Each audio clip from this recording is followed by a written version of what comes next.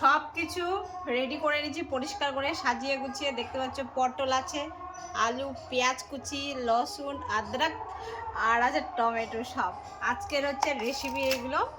আর সঙ্গে আছে শাক ভাজি করবো। আর তারপরে আছে স্পেশাল কিছু। আজকে এত কিছু স্পেশাল হচ্ছে, একজন স্পেশাল মানুষ এসেছে তার জন্য। স্পেশাল বলতে হচ্ছে আমার ভাই বাইরে থাকে, তো আমার বড় ভাই, তো সে আসছে তার জন্য এত কিছু স্পেশাল রান্না। অনেকদিন পর এলো, তো দিদির হাতে তো স্পেশাল কিছু রান্না করে খাওয়াতে হবে। আর এই দুটো দেখতে পাচ্ছ।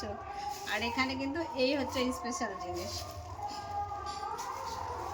আচ্ছা দেখা যাক কি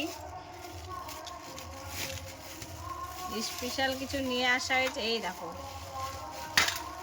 লেগ পিস, এই হচ্ছে স্পেশাল